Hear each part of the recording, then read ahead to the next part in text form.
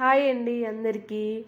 ఈరోజు ఈ వీడియోలో కొత్తిమీర పచ్చడి ఎలా చేయాలి అనేది చూపిస్తాను. ఈ వీడియోలో చాలా బాగుంటుంది.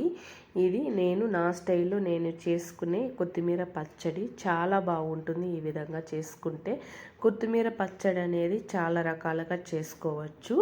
ఇక్కడ నేనైతే ఈ విధంగా చేశాను. చాలా బాగుంటుంది. వేడి వేడి అన్నంలో ఇంకాస్త నెయ్యి వేసుకొని తింటే సూపర్గా ఉంటుంది. మరి లేట్ చేయకుండా ఈ వీడియోలో అయితే చూపిస్తాను ఎలా తయారు చేయాలో అనేది. ఓకేనా? నచ్చిన వాళ్ళు ఎవరైనా ఉంటే ట్రై చేయండి. ఓకేనా? ఇప్పుడు వీడియోలో అయితే చూపిస్తాను, చూసేయండి. ఇప్పుడు ముందుగా అయితే కడాయి పెట్టుకొని స్టవ్ వెలిగించుకోవాలి. ఇందులో 1 స్పూన్ ఆయిల్ వేసుకోవాలి. ఆయిల్ వేసుకొని 2 స్పూన్లు వేరుశనగ పప్పులు అయితే వేసుకోవాలి.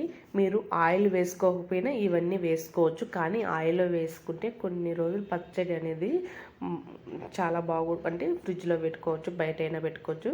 ఇలాగ ఒక వారం రోజులైనా నిల్వ ఉంటుంది పచ్చడి. లేదంటే ఇట్లా ఆయిల్లో వేయించుకోవడం వల్ల కొద్ది రోజులు ఇలా ఉంటుంది.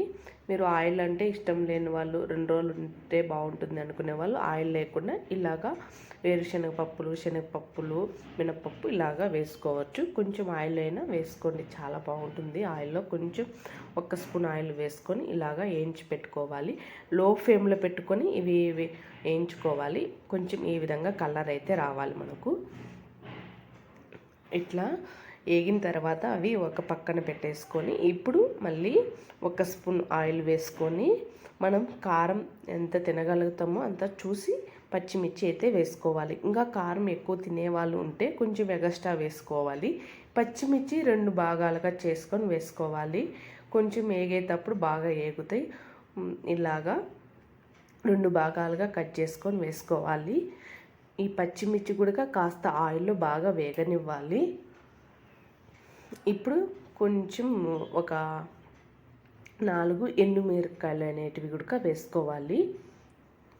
ఎండుమిర్చి వేయడం వల్ల పచ్చడి చాలా బాగుంటుందండి. ఒకసారి మీరు ఇలాగా ఈ విధంగా ట్రై చేయండి. కొత్తిమీర పచ్చడి చాలా బాగుంటుంది. ఇంకా ఇవన్నీ కొంచెం ఆయిల్లో ఫ్రై చేసుకుంటేనే చాలా బాగుంటుంది.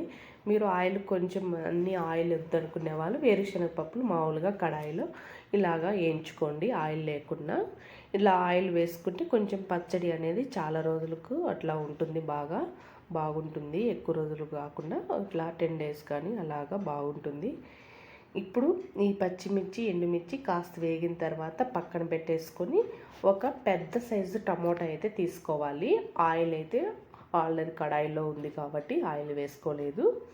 ఆయిల్ ఉంది కాబట్టి ఇప్పుడు పెద్ద సైజు టమోటా, కొంచెం చింతపండు వేసుకొని కొద్దిగా కల్లుప్పు వేసుకోవాలి. పచ్చళ్ళలో కాస్త కల్లుప్పు వేసుకుంటేనే మరింత టేస్ట్ వస్తుంది, చాలా బాగుంటుంది. ఈ విధంగా కల్లుప్పు వేసుకొని ఈ టమోటాలు ఆయిల్లో బాగా మెత్తగా ఉడకనివ్వాలి. కొంచెం ఫ్లేమ్ని లో ఫ్లేమ్లో పెట్టుకోవాలి. ఇంకా ఆ తర్వాత వెల్లుల్లిపాయలు కాస్త పొట్టు తీసేసుకొని ఒక 5 అయితే వేసుకోవాలి. ఇలాగా 5 వెల్లుల్లిపాయలు వేసుకొని కాస్త లో ఫ్లేమ్లో పెట్టుకొని టమోటాలు కాస్త మెత్తగా ఉడకనివ్వాలి. ఇప్పుడు ఇందులో కొంచెం చిటికెడు పసుపు వేసుకోండి. ఈ పసుపు వేసుకొని ఒకసారి బాగా మిక్స్ చేసి కలుపుకోవాలి.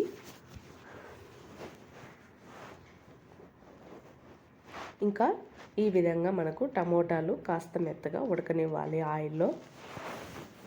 మరి మెత్తగా అవసరం లేదు, కొంచెం మీడియంగా ఈ విధంగా మనకు ఉడికితే చాలు. మిక్సీకి వేస్తే చాలా బాగా అయిపోతుంది.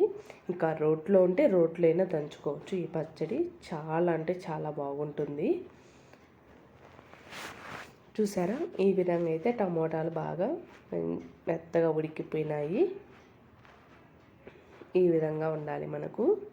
ఇప్పుడు మళ్ళా అదే కడాయిలో 1 స్పూన్ ఆయిల్ వేసుకొని కొత్తిమీర అయితే ఒక చిన్న కప్పు నిండా కొత్తిమీర అయితే వేసుకోవాలి. నేను పచ్చడి కొంచెమే చేస్తున్నాను. మీరు కొంచెం ఎక్కువగా పచ్చడి చేసుకునే వాళ్ళు అనుకుంటే కొత్తిమీర కాస్త ఎక్కువగానే వేసుకోండి. ఈ టమోటాలు కూడా మనం పచ్చడిని బట్టి వేసుకోవాలి. నేను ఇక్కడ కొద్దిగానే చేస్తున్నాను కాబట్టి అందుకే టమోటా ఒకటే వేసుకున్నాను. మీరు ఎక్కువ కావాలి అనుకుంటే టమోటాలు చట్నీ బట్టి వేసుకోవాలి, 2 కానీ 3 కానీ ఇట్లాగా. ఇంకా కొత్తిమీర కూడా కొంచెం కట్టగానే వేసుకోండి. ఎక్కువ చేసుకునే వాళ్ళు అనుకుంటే కొత్తిమీర కలిసి ఒక కట్ట వేసుకోవాలి. ఇక్కడ నేను తక్కువగానే చేసుకుంటున్నా కాబట్టి ఒక చిన్న కప్పు పైన కొత్తిమీర వేసుకోవాలి కడాయిలో. కొత్తిమీర కొంచెం బాగా ఆయిల్లో ఫ్రై చేసుకోవాలి. బాగా ఆయిల్లో ఫ్రై చేసుకున్న తర్వాత స్టవ్ ఆఫ్ చేసుకొని పక్కన పెట్టేసుకోవాలి. ఇప్పుడు చిన్న మిక్సీ జార్లో మనం వేయించి పెట్టుకున్న పల్లీలు వేసుకొని 1 స్పూన్ జీలకర్ర వేసుకోవాలి. ఈ విధంగా మెత్తగా గ్రైండ్ చేసుకోవాలి. ఇక్కడ ఈ విధంగా గ్రైండ్ చేసి పెట్టుకున్నాక ఇప్పుడు మనం వేయించి పెట్టుకున్న పచ్చిమిర్చి, ఎండుమిర్చి అయితే వేసుకోవాలి. ఇవి కూడా కాస్త మెత్తగా గ్రైండ్ చేసుకోవాలి. ఇంకా ఇవి మనము ఆయిల్లోనే బాగా అన్నీ ఫ్రై చేసుకున్నాం కాబట్టి పోపు పెట్టుకునే వాళ్ళు పోపు పెట్టుకోవచ్చు, పోపు లేకపోయినా బాగుంటుంది. ఎందుకంటే ఇంకా ఆయిల్లోనే మనం అన్నీ ఫ్రై చేసుకున్నాం కాబట్టి బాగుంటుంది.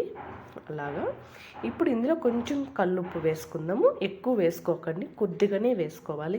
ఆల్రెడీ మనం టమోటాలు వేగేటప్పుడు కొంచెం కల్లుప్పు వేసుకున్నాం కాబట్టి చూసి వేసుకోవాలి. ఇక్కడ తక్కువ అనిపించి నేను కొద్దిగా కల్లుప్పు వేసుకొని గ్రైండ్ చేసినాను. ఈ విధంగా కొంచెం పెద్దగా గ్రైండ్ చేసుకోవాలి. ఇప్పుడు అయితే కొత్తిమీర అయితే వేసుకోవాలి. లాస్ట్లో కొత్తిమీర వేసుకొని మళ్ళీ ఒకసారి గ్రైండ్ చేసుకోవాలండి.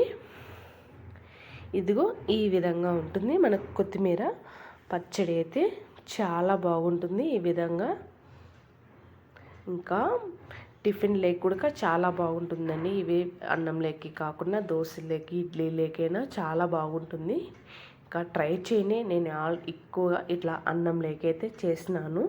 చాలా అంటే చాలా బాగుంది. ఇట్లా వేడి వేడి అన్నం లేకి ఈ కొత్తిమీర పచ్చడి ఇంకా కాస్త నెయ్యి వేసుకొని తింటే సూపర్గా ఉంటుంది.